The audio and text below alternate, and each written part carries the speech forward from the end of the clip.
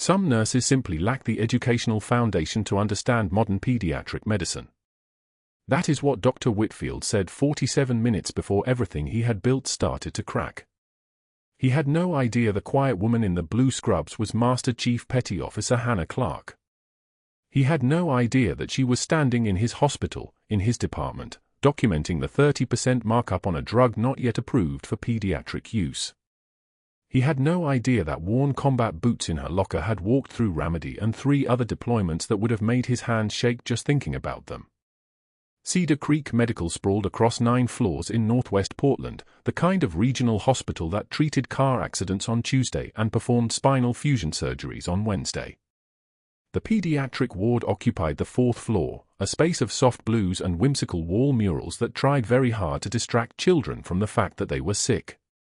Fluorescent lights hummed their perpetual white noise song above the nursing station, where Hannah Clarke moved through her 8:30 morning rounds with the kind of precision that never drew attention, the kind that had kept her alive in places where attention meant getting shot. Her badge clipped to her left pocket read simply, H. Clarke, RN.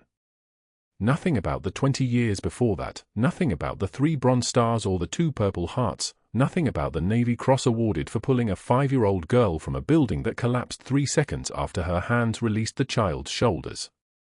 The badge was real. The nursing degree was real. The investigation into Dr. Marcus Whitfield's financial relationship with Helix Pharmaceuticals was also real, though officially it did not exist. Room for 12 held Emma Garrett, 8 years old, blind since birth, her small frame dwarfed by the hospital bed as Hannah entered with her medication cart at 8:42 a.m. The girl's mother had gone home at midnight to sleep. Her father, Commander James Garrett, Coast Guard, 23 years of service, twice deployed to the Persian Gulf, would arrive after his 6 a.m. meeting at Base Group Northwest. For now, Emma was alone except for Hannah, the way many pediatric patients were when the parents finally had to accept that they could not hold vigil every minute. "Good morning, Emma." Hannah's voice stayed level, warm without being false, the voice she had perfected over 2,000 nursing shifts. "How are we feeling today?" "My head feels funny," Emma said. The girl's hands moved restlessly on top of the blanket, small fingers curling and uncurling. "Not like yesterday funny. Different funny." Hannah's jaw tightened, imperceptibly, the kind of micro-adjustment that most people would miss unless they had learned to read stress in another person the way she had learned to read it in her own body. Different funny. That was not medical terminology, but it was important. Hannah set down her cart and moved to Emma's bedside, her movements economical and practiced. She checked the girl's pupils with her penlight, reactive, equal, round. She performed a quick neurological assessment, asking Emma to count backwards from 20, asking her to follow Hannah's finger with her ears if not her eyes. Everything normal on the surface. Everything that would pass a quick assessment. But Hannah had also noticed, 20 minutes earlier while reviewing the chart, that Emma's intracranial pressure reading from the morning vitals was trending upward. 92 millimeters of mercury yesterday. 98 this morning. The medication that was supposed to manage it, the experimental medication that Helix was billing the Coast Guard at $6,000 per vial despite a manufacturing cost of $400, did not appear to be working. Hannah made a note in her documentation. She checked Emma's for line, adjusted the rate on the morphine drip, and promised the girl that they would have Jell-O for lunch, a small thing, but it made Emma smile. The cart rolled smoothly down the hallway toward the next patient, but Hannah's mind was already calculating. The medication had been approved for adult trials only. Pediatric use was officially off-label. Whitfield had been adding it to Emma's regimen for 3 weeks without explicit authorization from her parents, though he had secured what appeared to be verbal consent during a hurried 10-minute conversation with Commander Garrett. The Coast Guard Intelligence Command had been tracking Whitfield for 6 months. Hannah had been embedded in Cedar Creek for 4. Grand rounds happened at 10 a.m. on the East Conference Room's long wooden table, where a dozen residents and 3 attending physicians sat with their coffees cooling in styrofoam cups. The room smelled like bleached linoleum and someone's egg sandwich. Dr. Whitfield stood at the head of the table, his salt and pepper hair perfectly styled, his white coat fitted well enough that Hannah could see he had it tailored. He was speaking about Emma Garrett's case, her remarkable progress on the experimental protocol, how her recent imaging showed encouraging neuroplastic compensation for her congenital blindness. Hannah stood against the back wall, holding a folder of charts, her presence so unremarkable that most of the residents never quite registered that she was there. The interesting challenge, Whitfield continued, is managing caregiver expectations when you're working with cutting-edge therapeutics. He paused, and Hannah felt the air in the room shift slightly. Some nursing staff lack the educational foundation to understand modern pediatric medicine. When they see reading fluctuations or minor adverse events, they tend to become concerned, which of course creates unnecessary anxiety for the family. He did not look directly at Hannah. He did not need to. Every resident in that room would know exactly who he meant. We have to be careful, he continued, not to let outdated protocols create bottlenecks in clinical progress. Experienced physicians understand risk-benefit ratios in ways that bedside nursing staff simply cannot. His smile was thin and practiced, a knife wrapped in a handshake. That is not a criticism. Nursing is a valuable profession, but it is important to be clear about scope of practice. Hannah's hands remained steady. Her breathing stayed even. 20 years of operations, of sitting in dark rooms while bullets came through the walls, of holding a child's body in her arms while waiting for medevac that was 7 minutes away, 20 years of that had taught her that the most dangerous moment in any conflict is when you give your opponent the satisfaction of seeing him hurt you. She did not flinch. She did not blink. She made a note in the margin of the chart, Whitfield 10:07 a.m., Grand Rounds Commentary, Nursing Scope. The break room at 10:42 a.m. was the kind of hospital space that smelled like microwaved coffee and someone's guilt about eating the last yogurt. Hannah opened her locker and retrieved her lunch, a container of grilled chicken and rice that she had prepared Sunday night, the same meal plan she had maintained for 18 years, the same disciplined structure that had kept her functional when everything else was breaking. She was turning toward the small refrigerator when 2 residents rounded the corner near the vending machine, their voices low but not low enough. "She's actually insane," one of them said, a woman in her 3rd year, smart enough to be dangerous but not experienced enough to understand all the variables. Questioning Whitfield's whole protocol. The nerve. The second resident laughed, that sound that only existed in hierarchies, the sound of people who thought they were safe. Just a nurse who thinks she's a doctor. Hannah placed her lunch container in the refrigerator. She closed the door carefully. She did not turn around. She did not raise her voice. She simply stood there, her hand still on the refrigerator handle, and waited. Dr. Whitfield appeared in the break room doorway as if he had been waiting for his cue, as if the timing was too perfect to be accident. He looked at the 2 residents, then allowed his gaze to fall on Hannah with the kind of measured attention a CEO might direct toward a problem asset. "I think we should implement a new protocol," Whitfield said, his voice conversational, warm even. "Going forward, any questions about patient care should be directed through the charge nurse first. We need to be careful about security protocols. Staff who have difficulty following established chains of command sometimes require additional oversight." He smiled. "I'm sure security escorts are standard procedure in many facilities. Just a precaution, of course." The 2 residents exchanged a look that contained equal parts fear and excitement. Hannah closed her locker. She did not acknowledge Whitfield's words. She did not defend herself. She simply turned and walked back toward the pediatric ward, her gaze straight ahead, her footsteps even and measured and utterly devoid of the rage that was moving through her body like a living thing. Emma Garrett was waiting in room 412, her small hands folded on top of the blanket. Hannah checked the monitors, checked the 4 lines, documented the vital signs with her usual precision. The girl's intracranial pressure had risen to 104. The tremor in her left eyelid was more pronounced now. "Hannah." Emma's voice was small, the voice of a child who had learned very early that adults were unreliable but might occasionally be honest. "Am I going to be okay?" Hannah's jaw tightened. She knelt beside the bed so that her face was level with Emma's, so that the girl could hear not just words but truth. "You're going to be fine," Hannah said. "I'm going to make sure of it." It was a promise she could not keep, not yet. Not while Whitfield controlled the medication orders. But Hannah knew something that doctors often forgot: nurses were the last line of defense. Nurses held the stethoscope and the fall line and the 12-hour observation window that could catch things before they became crises. Nurses saw the patterns that showed up in the small hours of the morning when the attending physicians were asleep in their beds. Later, during her break at 3:15 p.m., Hannah walked into the supply closet on the 4th floor, a narrow space between shelves of gauze and 4 bags, a space where the cameras did not reach, a space where no one would look for her. She closed the door. She stood in the dark and allowed her breathing to deepen, to slow, to synchronize with the rhythm she had learned in places that no longer had names on maps. Her hands trembled. Not from fear.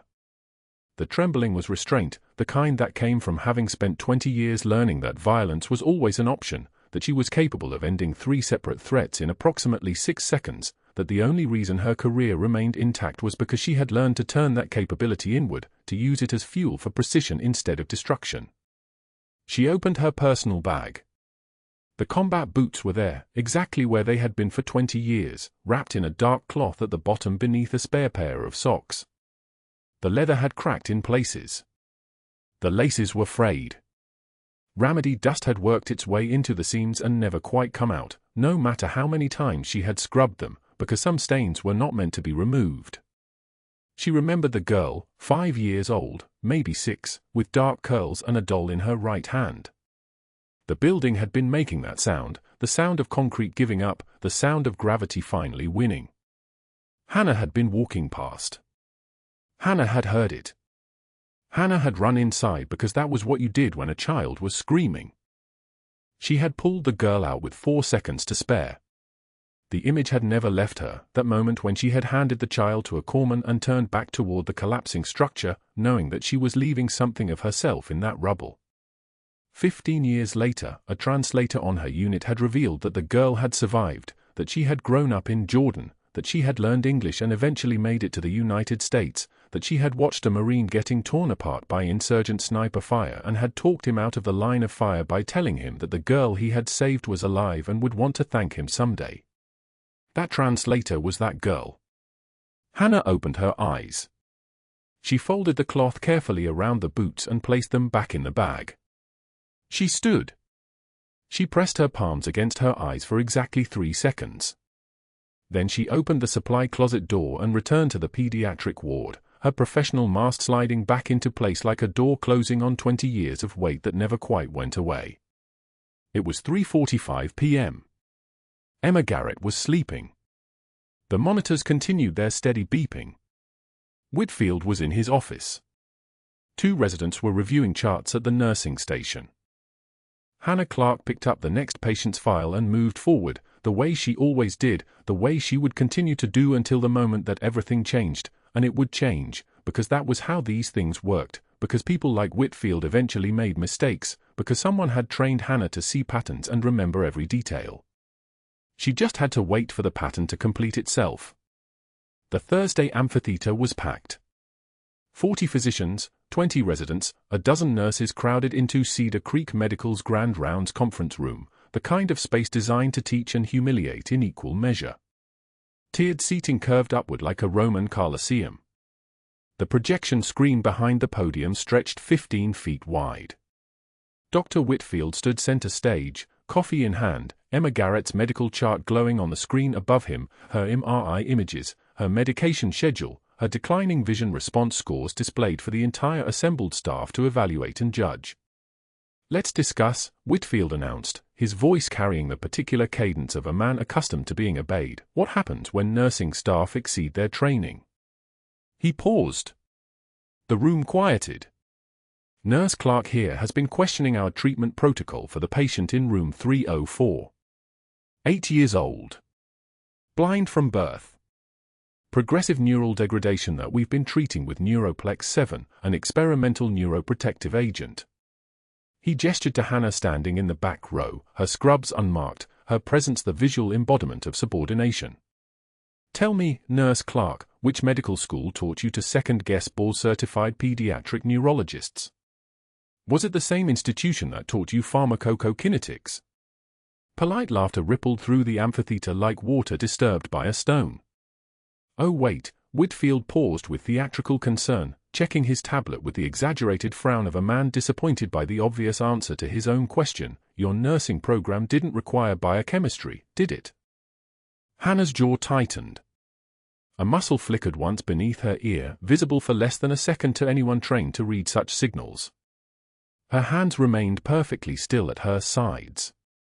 When she spoke, her voice was level, without inflection or apology. I noted the dosage exceeded manufacturer recommendations for pediatric patients under 40 kilograms, Doctor. Whitfield smiled. The smile of a man who had already won the argument before speaking. And I simply note that you're a nurse, not a physician. The hierarchy exists for a reason. He turned back to his presentation, dismissing her as the residents exchanged glances, the kind of glances that precede quiet mockery in hospital hallways. Whitfield's next words were directed at the assembled physicians, but loud enough to carry, never forget that clinical decision-making requires years of training most of us will never have. Some staff members confuse caution with competence. It's a common mistake among those without foundational education in biochemistry, pharmacokinetics, or neurophysiology. Emma's chart remained on the screen. 8 years old. Blind. Deteriorating.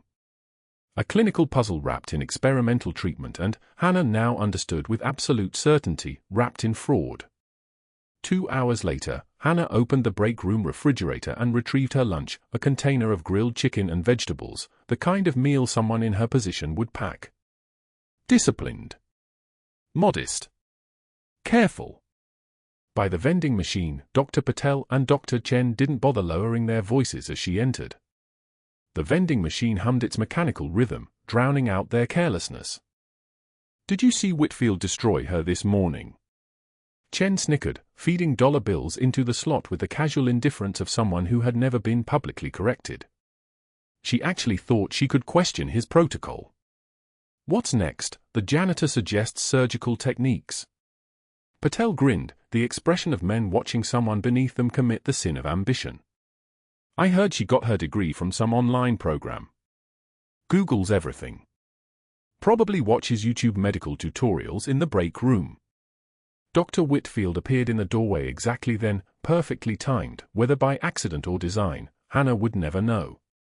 He stood framed against the hallway fluorescence, coffee cup in hand, his presence creating the kind of pressure change that came before a storm. The residents fell silent for 2 beats before he spoke, his voice carrying the casual authority of a man who had learned to weaponize volume. Gentlemen, a word of advice. When you reach my level, and I mean this constructively, you'll understand that some staff require more direct management. He sipped his coffee, letting the words settle. Security escorts, for instance, are standard procedure for personnel who struggle with following established protocols. We can't have everyone thinking they're qualified to practice medicine. It undermines institutional authority. It creates confusion about who's qualified to make clinical decisions. His eyes tracked to Hannah for exactly 1 second. Not longer. Not shorter. Perfectly calibrated to acknowledge her presence without dignifying it with genuine attention. Medication administration, chart documentation, patient monitoring, these are nursing functions. Clinical decision-making is medical. The distinction matters, wouldn't you say? Hannah closed her locker. The metal door swung shut with a soft click that shouldn't have sounded like surrender but did. Her knuckles went white for exactly 1 second, all the restraint a lifetime of training could muster, compressed into the space of a heartbeat. Then she released. Walked past all 3 men without changing her expression, without meeting anyone's eyes, without offering the satisfaction of visible reaction. Her footsteps were measured and even on the tile floor, the rhythm of someone in complete control of her own body. The supply closet was empty at 2:14 p.m. on a Thursday afternoon. Hannah closed the door behind her and allowed herself 75 seconds, she counted them internally, the way Master Chief Training teaches you to monitor time without looking at a clock, to close her eyes and press her palms flat against the cold metal shelving unit. She breathed in controlled 4-count cycles, the same technique she'd learned in a field hospital in Ramadi when a 5-year-old girl arrived with lacerations from shrapnel, and Hannah had held her hand steady while explaining in careful, measured English that everything would be okay. The girl had believed her. The girl had survived. The girl had grown up to become a translator who recognized an insurgent commander's voice on an intercepted radio channel and called in the information that saved Hannah's entire unit 15 years later. Hannah had learned then that composure under pressure was its own form of power. Her hands trembled for exactly 30 seconds, muscle memory releasing what her mind refused to express, and then her mask slid back into place. She opened her eyes, released her palms from the shelving, and smoothed her scrubs before stepping back into the hallway. That evening, alone in her apartment above a Vietnamese restaurant in southeast Portland, Hannah opened her encrypted phone and accessed the Coast Guard intelligence database she still maintained access to, one of the few pieces of her previous identity that hadn't been compartmentalized away. She pulled Emma Garrett's medication records, cross-referencing the pharmaceutical lot numbers, the dates of administration, the dosage escalations. Neuroplex 7. Experimental. Approved only for adult stroke patients in a Phase 2 clinical trial. Never approved for pediatric use. Never. The word repeated in her mind like a mantra or a warning. She then searched Meridian Biosolutions, the pharmaceutical supplier Whitfield had specified in Emma's treatment protocol. 3 executives under federal investigation for healthcare fraud. Kickback schemes. Inflated billing for experimental drugs. All the specific details of corruption that someone in her position, if her position was what everyone believed it to be, would never think to check. But Hannah Clarke had spent 20 years learning to see patterns that didn't announce themselves, to notice discrepancies that professional oversight missed. She accessed Emma's billing records through her hospital credentials, cross-referencing the patient charges against the pharmaceutical wholesale costs listed in the federal healthcare database. The numbers revealed themselves like a code breaking open. The hospital was billing the Coast Guard 30% above the standard rate for Neuroplex 7 administration. 30%. Approximately $8,000 per injection. 30% straight into someone's offshore account. She found the shell company records, Meridian Consulting Group, registered in Delaware, with beneficial ownership hidden behind layers of corporate paperwork. But the bank routing numbers matched. The wire transfer dates aligned. Dr. Whitfield's name appeared nowhere in the official records, but his fingerprints were everywhere in the structure. She photographed each screen with a burner phone, encrypted the images, and uploaded them to her secure handler account. Then she deleted the photos, cleared the browser history, and closed the encrypted application. By anyone's measure, she had done nothing wrong. By anyone's knowledge, she was simply a nurse reviewing her patient's chart. The next morning, she returned to Cedar Creek Medical at 6:41 a.m., before the day's shift officially started. Emma Garrett's room was on the 3rd floor, pediatric neurology. Hannah performed the routine vision response tests, the same tests she performed every shift, checking pupillary reactions, tracking eye movement, noting any changes in responsiveness. The numbers confirmed what she'd suspected. Pupillary dilation had decreased 17% since the drug regimen increased 2 weeks ago. Exactly 2 weeks. Precisely when Whitfield had dismissed Commander Garrett's concerns about his daughter's worsening headaches during their last consultation. "My dad says you're the only one who listens," Emma whispered, her sightless eyes aimed somewhere in Hannah's general direction but never quite at her face, the way blind children learn to orient toward sound rather than sight. "He says the other doctors don't hear him." Hannah squeezed the girl's hand once, a gesture of reassurance she had perfected with terrified children in Iraqi field hospitals, the universal language of pressure and presence. "Your dad loves you very much. We're going to take good care of you." It was the only promise Hannah could make that was absolutely true. That afternoon, as Hannah was finishing her charting, Dr. Whitfield approached the nurse's station with the casual confidence of someone accustomed to being believed without question. He rested his palm on the counter, his expensive watch catching the overhead light.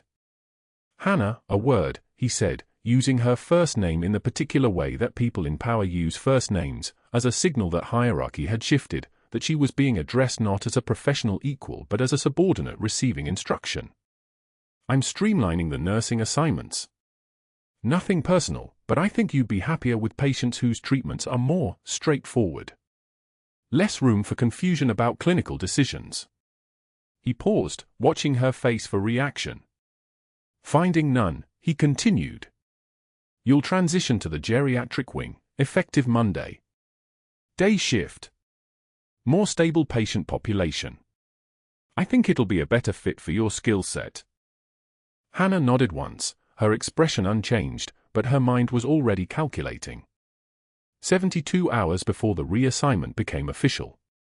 72 hours before she lost access to Emma's records, to the evidence she was building, to the only patient whose case could expose the entire scheme.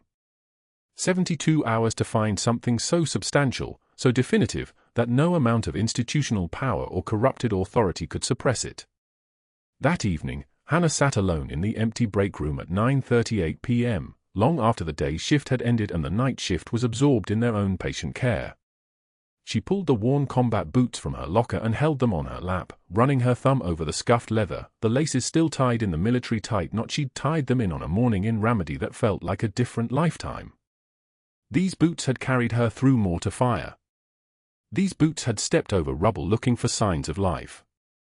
These boots had carried the weight of a 5-year-old girl whose name Hannah still remembered, even though all identifying information had been classified the moment that rescue was documented. The girl had survived. The girl had learned English. The girl had become invaluable.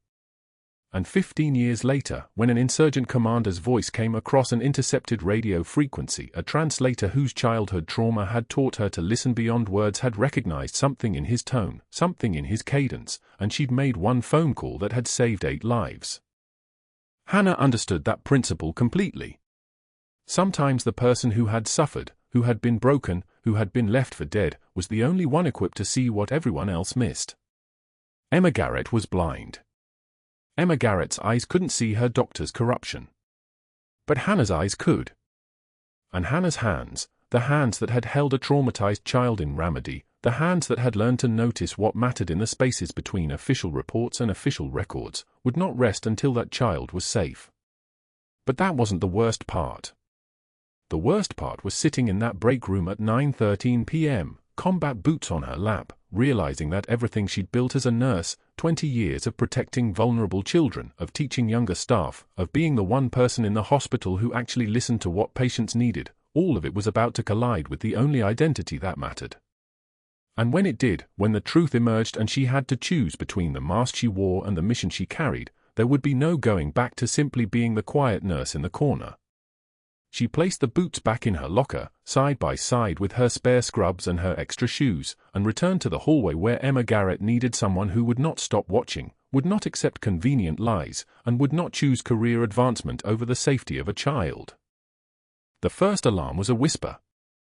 Then a scream. At 2:47 in the morning, the intracranial pressure monitor on Emma Garrett's bedside transformed from a steady rhythm into a wail that cut through the sleeping pediatric ward like a knife through silk. Hannah heard it from the supply closet 3 rooms down, where she'd been cataloging medication lot numbers with the precision of someone auditing evidence for a war crimes tribunal. Her body didn't hesitate. Her legs moved, her hands abandoned the clipboard, and she was through the doorway in the space between heartbeats. 17 seconds. That's how long it took. The fluorescent lights above Emma's bed flickered with a sickly persistence, casting everything in shades of surgical white. The girl's small body was rigid, seized tight as a fist, her blind eyes rolled back so far only the white showed, her fingers clawed into the mattress like she was drowning in air instead of breathing it. The monitor beside her bed displayed numbers that made Hannah's stomach drop, intracranial pressure at 47 millimeters of mercury. Normal for an 8-year-old was between 5 and 15. 47 meant the girl's brain was being crushed inside her own skull like a flower pressed between the pages of a book. Dr. Morrison stood frozen in the doorway, his hands trembling visibly, his jaw moving without sound. He was the on-call resident tonight, a third-year neurology resident who'd probably never seen a pediatric emergency that wasn't happening in a simulator with a plastic mannequin. His eyes darted from Emma to the monitor to Hannah, searching for permission to exist in the space where crisis lived. Hannah moved like she was reading from a script written in her own blood. Gloves on. 1, 2, snap.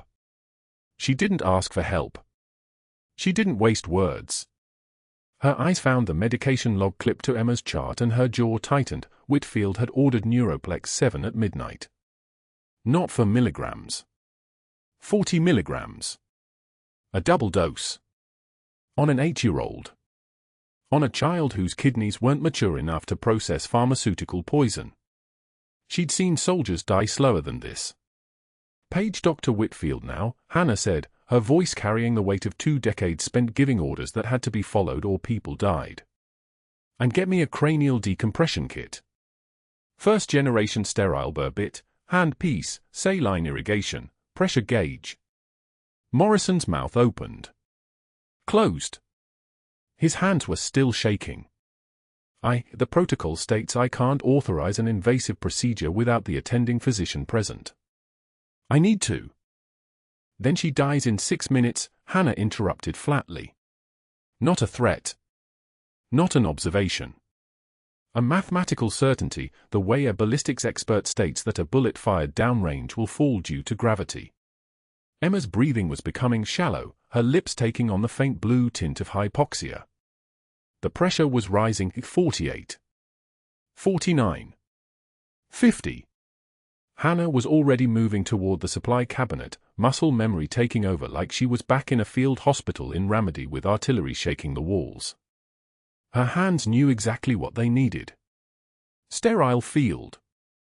12% chlorhexidine for the surgical site, a spot on Emma's temple, just above the hairline, where she could access the temporal lobe and relieve the pressure crushing the girl's developing brain. The handpiece felt like truth in her palms. Her fingers steadied it with the kind of automatic precision that only came from having done this 100 times before, though never on someone this small, never on someone's daughter. She painted the surgical site with antiseptic, watching the girl's convulsing body slowly ease into something less violent. The seizure medication Morrison had finally managed to draw up was taking effect. Emma's muscles began to loosen, the desperate rigidity releasing like a fist unclenching. Hannah was grateful for that small mercy. She didn't want to drill through bone while the girl was thrashing. It would hurt. Even medicated, sedated, there was pain in everything that violated the architecture of the skull. The burr bit touched bone and Hannah began to turn the handpiece. Slow. Steady. Controlled. The smell of friction, hot bone dust and sterile metal, filled the small room. Morrison had finally called Whitfield. She could hear his panicked voice through the phone. What do you mean she's seizing? What medication did you give her? The answer, whatever it was, drew curses she didn't register because every atom of her attention was on the pressure of her hands, the angle of the bit, the diminishing wall of bone between the drill and the critical pocket of fluid pushing Emma's brain tissue against her skull. The pressure gauge beside Hannah's work field read 49. 51. 53. Emma was dying, 1 millimeter of pressure at a time. And that's when the real nightmare began. The burr broke through, she felt the sudden give of resistance, the way the handpiece changed its vibration as it transitioned from dense bone to the softer membrane beneath. Hannah withdrew immediately, checking the opening. Good. Clean. She could see the pale membrane of the dura beneath, the thin barrier between the girl's skull and her brain. She pierced it carefully, and instantly, pressure released like a sigh. Clear fluid, cerebrospinal fluid, the ocean that carried Emma's consciousness, began to drain through the small opening. Hannah guided the flow, controlled it, kept the pressure from dropping too fast. She'd seen brains herniate when pressure released too quickly. She'd held hands while it happened. The monitor began to change. 51. 48. 45. 40. The numbers descended like a rescue rope being lowered. Emma's breathing deepened. The blue tint faded from her lips, replaced by the healthier pink of sufficient oxygen reaching her bloodstream. 35. 30. 25. At 23, Hannah placed a sterile dressing over the burr hole and stepped back, exhaling slowly through her nose, her hand still steady but her heart finally beginning to acknowledge that the girl's pulse was strengthening beneath Hannah's fingertips. Emma was going to live. The silence in the room lasted exactly 3 seconds. Then the door burst open and Dr. Whitfield strode in, his hair perfectly combed despite the hour, his expression shifting from annoyance to something darker when he saw the surgical kit, the blooded drill bit, and Hannah standing over Emma's bed with blood on her gloves. His smile, when it came, was the smile of a man who'd just found a weapon he didn't know he was carrying.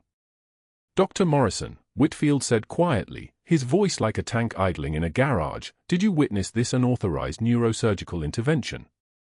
Morrison nodded miserably. He hadn't moved from the doorway.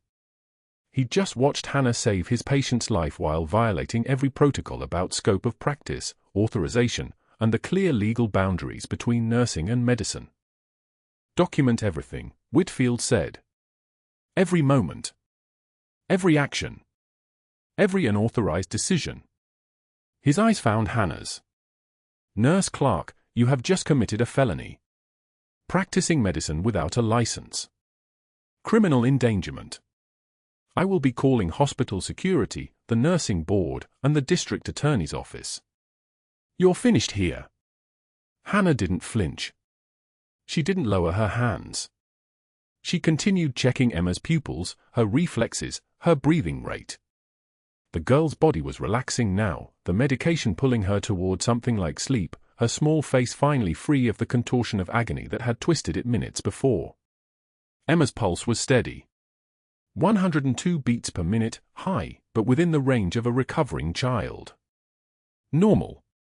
But as Hannah cleaned the surgical site with meticulous care, she spotted something in her peripheral vision. The hazardous waste bin. A small vial, discarded, its label face up where she could read it. Neuroplex 7. Lot number 7401779. The exact lot number that the Coast Guard intelligence database had flagged for months ago as part of Operation Meridian, the federal investigation into Meridian Biosolutions and their illegal distribution of untested pharmaceuticals through corrupt hospital administrators. The same lot number that connected directly to the consulting payments Whitfield had been receiving. The same toxin that had nearly killed the girl he was supposed to be healing. The same lie that had built his entire career. Hannah set down her instruments with deliberate precision. She peeled off her gloves, slowly, methodically, making sure every eye in the room watched her hands, and turned to face Dr. Whitfield with the full weight of her attention. "I'm going on break," she said softly. "And when I come back, Dr. Whitfield, you're going to explain to Commander Garrett why his daughter nearly died from a medication that isn't approved for pediatric use." She didn't wait for a response. She walked past him into the hallway, her spine straight, her shoulders squared, and every part of her moving with the kind of calm that comes only from having already survived the worst. Behind her, Emma Garrett's monitor beeped its steady, living rhythm. Dr. Whitfield arrived at Cedar Creek Medical 20 minutes after Hannah left Emma's room, his shoes clicking against the tile with the rhythm of a man moving through territory he owned. He went directly to the pediatric ward's nursing station, his white coat unbuttoned, his face arranged in an expression of practiced concern that didn't quite reach his eyes. A resident stood nearby, refreshing Emma's chart on the monitor. Whitfield pulled up the bedside notes from the night's emergency, his fingers moving across the screen with surgical precision, his jaw tightening as he read the documentation of Hannah's procedure. He didn't say anything to the resident. He didn't need to. His presence was enough, the kind of quiet authority that made junior doctors look busy elsewhere. At 7:15 a.m., Whitfield sat in his office, the morning light filtering through Venetian blinds, and dialed Dr. Gerald Hastings's personal cell. Hastings was 40 minutes into his standing Saturday morning golf game at Waverly Country Club, his handicap conversation suspended mid-swing when his phone buzzed. "Gerald, it's Ray," Whitfield said, his voice dropping into that particular register he reserved for moments of institutional power, measured, concerned, absolutely credible. "We have a situation that requires immediate board attention. One of our nurses performed what amounts to an authorized neurosurgery on the Garrett child last night. Direct intracranial intervention. No physician authorization. No documentation review. The liability exposure is catastrophic. There was a pause on the line. Hastings was a businessman first and a physician second, which meant he understood exposure the way other men understood currency. How catastrophic? Hastings asked, and Whitfield knew the decision was already being made before he answered. If her procedure failed, we're looking at wrongful death litigation against the hospital. If it succeeded, we're looking at licensing violations, state board action, and potential criminal medical practice charges. She needs to be separated from the organization before 5 p.m. today. By 9:02 a.m., Whitfield had placed a second call, this one to the records office at Cascade Nursing Academy in Seattle. He identified himself as the chief of pediatric neurology at Cedar Creek Medical, his tone suggesting routine credential verification. I'm verifying employment for Hannah Clarke, RN. She listed graduation from your program in 2018. I need to confirm the authenticity of her initial licensing paperwork. The voice on the other end was helpful, efficient, until it paused. That's unusual. Ms. Clarke's enrollment was processed through a non-standard channel. Department of Defense coordination. I don't typically see that for civilian nursing programs. Whitfield felt the satisfaction of a man who had found exactly what he was looking for. Defense Department coordination. How interesting. Can you forward me documentation of that enrollment pathway? Within 90 minutes, Whitfield had his confirmation. Hannah's credentials bore the fingerprints of official obfuscation, the kind of paperwork that raised questions he intended to weaponize.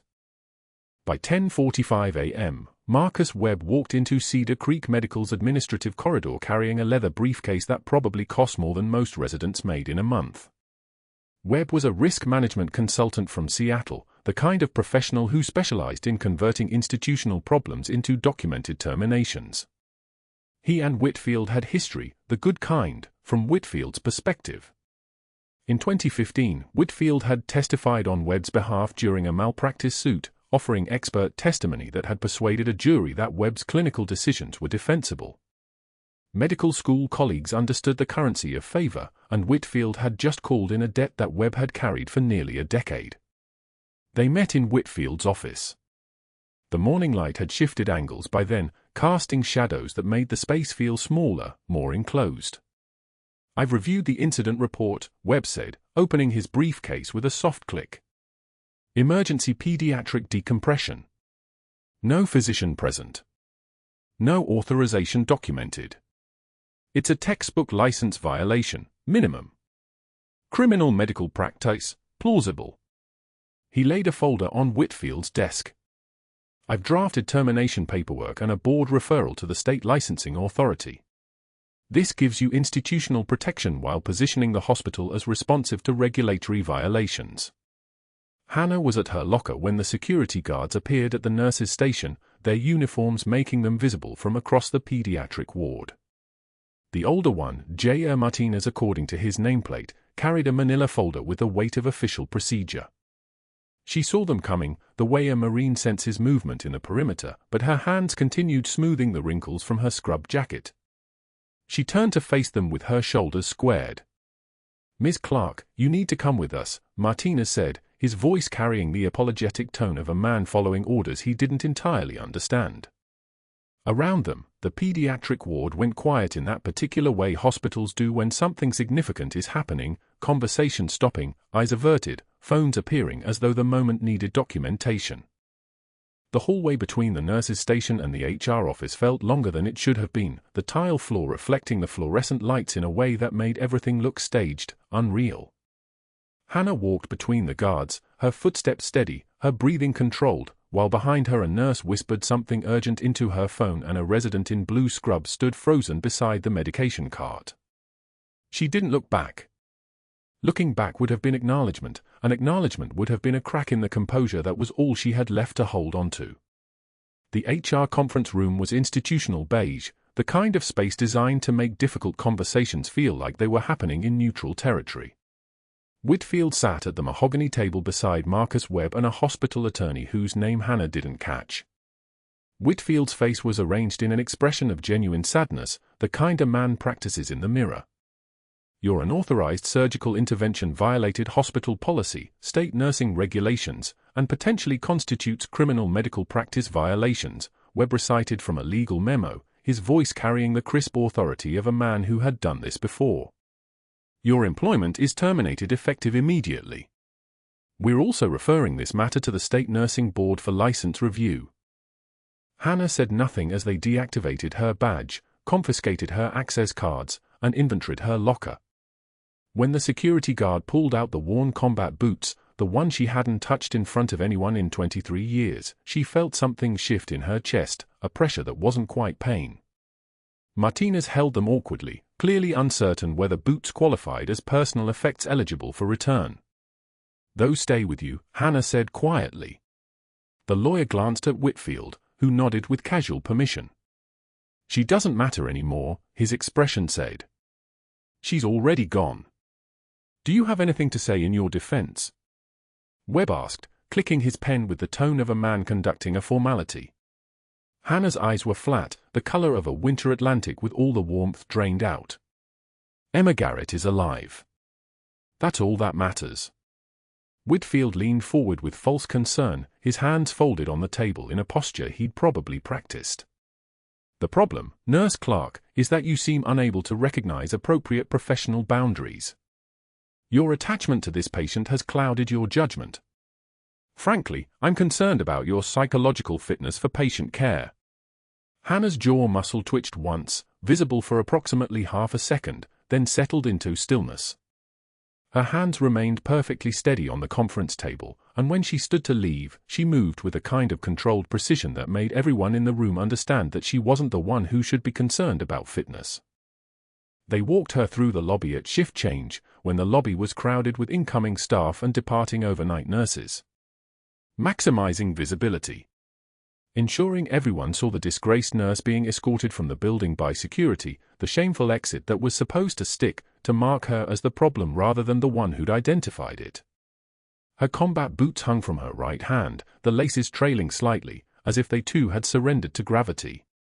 2 hours later, Hannah sat in her car in the dim parking garage, the concrete walls pressing in from all sides. The engine was cold and silent. She rested her forehead against the steering wheel, unable to make her hands turn the key, unable to make herself drive away from a place she'd been inside long enough that leaving felt like a kind of death. The afternoon light had faded to a dingy gray, filtered through the garage's narrow windows. Outside, somewhere in the city, Emma was being returned to Whitfield's experimental protocol. The investigation would collapse without Hannah's inside access. 16 months of covert work, the encrypted reports to Coast Guard intelligence, the careful documentation of pharmacy irregularities, all of it worthless now. 23 years of protecting vulnerable children, ending not in triumph but in a parking garage where a woman who'd survived Ramadi couldn't figure out how to start her car. Her breath fogged the window in the cooling darkness, and for the first time since that collapsed building in 2005, when she'd held a 5-year-old girl in her arms while the structure groaned around them, Hannah Clarke didn't know what to do next. Monday morning arrived like every other morning at Cedar Creek Medical, fluorescent lights humming overhead, the coffee in the break room already bitter from sitting on the warmer since 6. Hannah pushed the crash cart through the cardiac ICU, her footsteps the only sound in the hallway, when she passed room 412 and heard the monitor alarm spike. Not her patient. Not her problem anymore. She'd been fired 72 hours ago in this same hospital, terminated for insubordination, her badge revoked, her access stripped. She should have driven straight past. She kept walking. But that wasn't what happened. Through the open doorway, she caught movement, a man in his early 40s, lean and dark-eyed, suddenly rigid in the hospital bed. His vital signs climbed like a seismic needle detecting an earthquake. His lips moved. Hannah stopped. She didn't mean to stop. The body had its own logic. It remembered things the mind tried to bury. The man's eyes locked on her. Wide. Terrified. Searching. And then he whispered something in Arabic, a single word that fell through the hallway like a stone down a well, "Warder." Hannah's hands went still on the crash cart. The fluorescent light above her head hummed at precisely 60 Hz, a frequency that had been the same in field hospitals in Ramadi, in operating theaters on forward operating bases, in the cargo hold of a Black Hawk at 3 in the morning when she was somebody else entirely. Warder. Ghost. The code name only 5 people in the entire world had known she carried during those 216 days in 2005, when she was a different woman wearing a different uniform, when she'd pulled a 5-year-old girl from a collapsed building moments before the roof came down on the space where they'd been standing. The man's heart rate climbed to 144. His O2 sat began falling, 94, 91, 88. The alarm shrieked. Hannah moved. She was in the room before conscious thought caught up with muscle memory. She silenced the alarm with one hand while the other found his wrist, pulse racing like a hummingbird's wings, skin slick with sweat that smelled of fear and antiseptic. Breathe, she said quietly. Just one word. No titles. No apologies. Just the voice that had called out coordinates under mortar fire, that had coached traumatized soldiers through panic attacks in bombed-out medical tents. For counts in. Hold for 4. For counts out. His breathing steadied. 1 breath. 2 breaths. The rate began to drop. O2 climbing back up. 90, 93. 96. He grabbed her hand. You're real, he whispered. I thought, when I saw you in the hallway, I thought I was having a cardiac event. I was. His English was precise, educated, flavored with something that sounded like American Midwest. My name is Khalid. I was in Ramadi. His voice cracked. You saved my sister. You pulled Amira from that building. Hannah's jaw tightened imperceptibly. She checked his monitors. She didn't check her hands. The hands were fine. The hands were always steady. It was everything else that shook. The door burst open. An elderly man in a Cedar Creek Medical security uniform stepped into the room, moving with the precise gait of someone who'd spent 40 years in active service. His eyes swept the scene, Hannah in her civilian clothes, badgeless, Khalid in the bed with tears streaming down his face, the monitors returning to stable rhythms. The guard's age-lined face registered the moment of recognition like a key sliding into a lock. His spine straightened. His shoulders came back.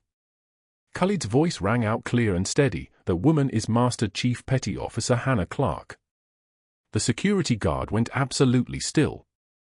His hand moved to his chest in a gesture that was part salute, part prayer.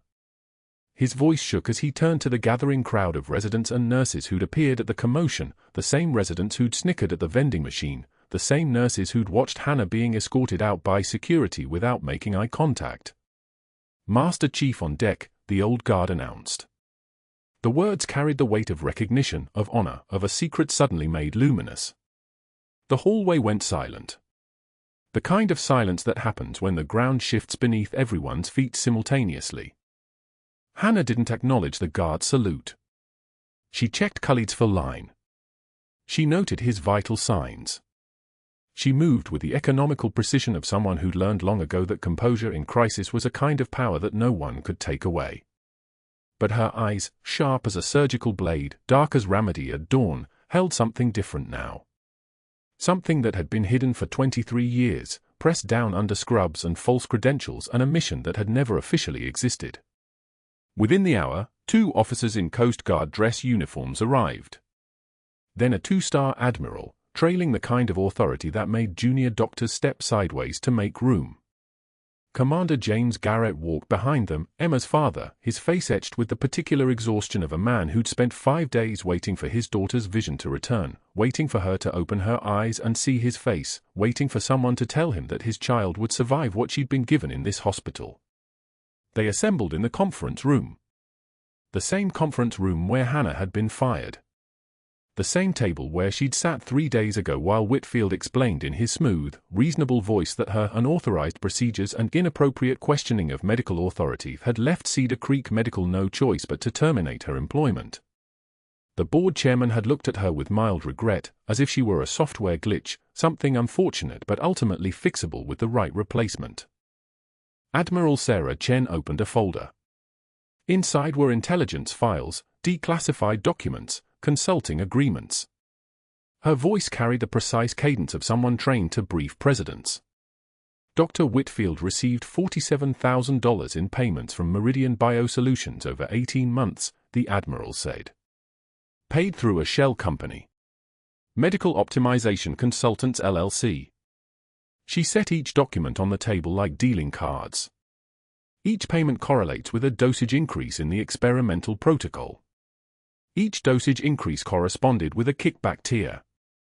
Commander Garrett opened Emma's medical file. His hands trembled, not with fear but with the kind of controlled rage that comes from a father who'd watched his daughter suffer because a doctor was making 30% on her pain. 6 protocol violations, he said.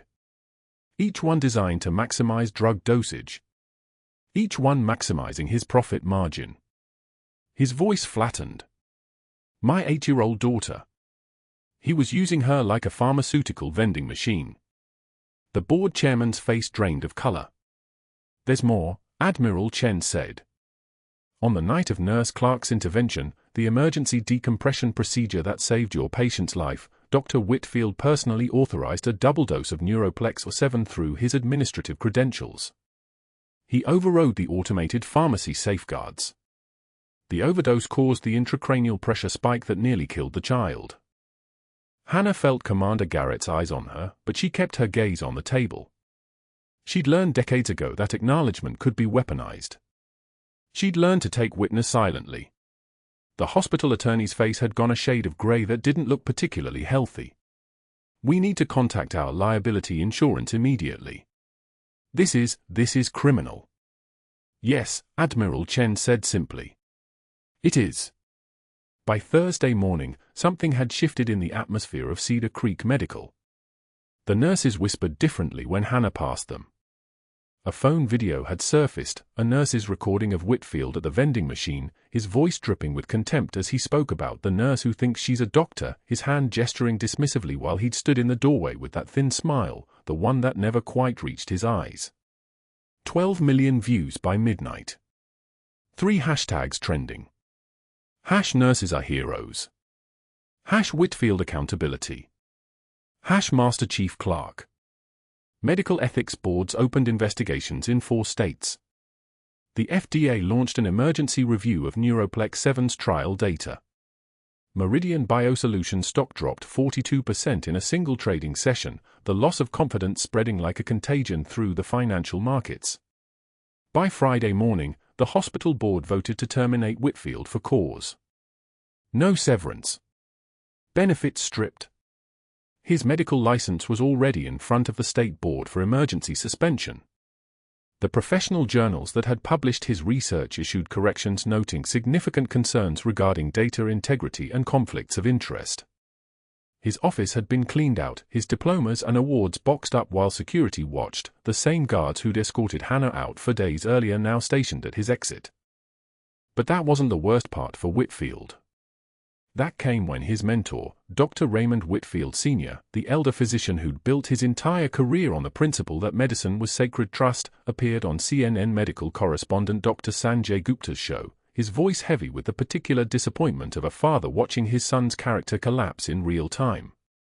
I taught Gerald that medicine is a sacred trust, the elder Dr. Whitfield said, his hand steady on the desk, his eyes clear with the kind of clarity that comes from refusing to look away. He chose profit over patience. He chose ego over ethics. That is not the legacy I built, and I will spend whatever time I have left ensuring he faces full accountability. The room where Hannah stood, the pediatric ward of Cedar Creek Medical, where she was no longer a nurse but something else entirely, something the hospital was still learning to accommodate, seemed to hold that moment like a breath held underwater. 6 months later, she returned to Cedar Creek Medical wearing her Coast Guard service uniform. The dress blues were crisp. The decoration sat precisely above her left breast. The Navy Cross hung beside a silver star, beside 2 purple hearts, beside the bronze star with Valor device. No one called her nurse this time. They moved aside. They made room. Emma Garrett sat in her wheelchair in the pediatric follow-up clinic, her small hands turning toward the light streaming through the windows. Her vision had been restored, not completely, not to perfect clarity, but enough. The Walter Reed neurologists had used protocols developed by physicians who put patients before profit. Emma could distinguish her father's face now. She could read large print books. She could see the outline of Hannah Clarke standing in the doorway, and when she heard that voice, the same voice that had spoken her name in the darkness of the hospital at 2 a.m, she turned with a smile that lit up her entire face. "Master Chief Clarke. I can see your outline now. You're tall like my dad said." Hannah knelt beside the wheelchair, and her worn combat boots, the boots from Ramadi, cleaned and polished but still scarred with the history of a building coming down around her, were visible beneath her dress uniform trousers. She took Emma's small hand. The girl's grip was stronger than it had been 6 months ago. The pressure of a child who knew absolutely that this woman would protect her. Through the hospital's front windows, Hannah spotted the figure sitting at a folding table in a strip mall parking lot across the street. Whitfield. Wearing a cheap polyester suit, selling supplemental insurance policies to passers-by who didn't recognize his face.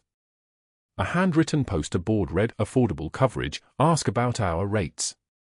His Lexus was gone, replaced by a 10-year-old Honda Civic that probably cost less than his former parking space fee. Commander Garrett followed her gaze and nodded once. The acknowledgement of justice served without need for words. Admiral Chen appeared in the lobby entrance, having just attended a Coast Guard Foundation ceremony celebrating the opening of the Hannah Clarke Center for Pediatric Excellence, the new pediatric wing, funded by a donor who preferred anonymity but whose identity everyone had figured out within 48 hours. The Admiral's uniform was sharp as broken glass, her presence commanding the space like a general surveying her territory. "Master Chief, the Commandant wants you in D.C. next week. Command Master Chief position. Overseeing all medical intelligence operations." Not a request. It was never a request with the Admiral. Hannah glanced down at Emma, who squeezed her hand with that absolute trust of childhood. She thought of the 5-year-old Iraqi girl she'd pulled from the rubble in Ramadi.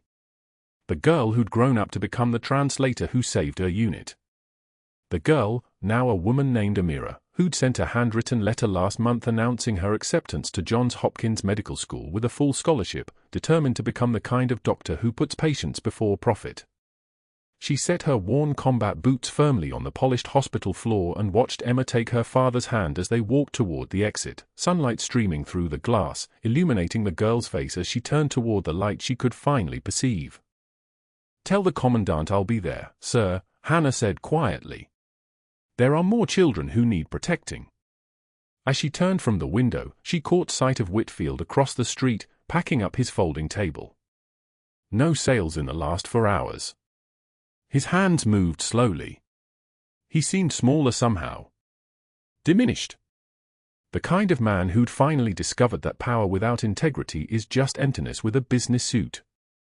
Hannah walked past the conference room where she'd been fired, where her career had nearly ended, where she'd chosen saving a child over protecting a mission. The new chief of pediatrics, Dr. Sarah Kim, promoted after Whitfield's termination, nodded respectfully as Hannah passed. Not with deference. With recognition. And in her uniform pocket, beside her Navy Cross citation, Hannah carried a photograph, young woman Amira in Johns Hopkins medical student scrubs, standing beside the portrait of Dr. Raymond Whitfield Sr. in the Hall of Medical Excellence. She held a handwritten sign reading for Master Chief Clarke, who showed me what real medicine looks like. True class is what you do when the lights go out. But some lights never go out. They just need the right person to protect them long enough to shine. If this story resonated with you, please subscribe to our channel, like this video, and leave a comment telling us about a time when someone underestimated you and you proved them wrong. Who do you think deserved worse, Whitfield or the system that let him operate unchecked? Your stories matter.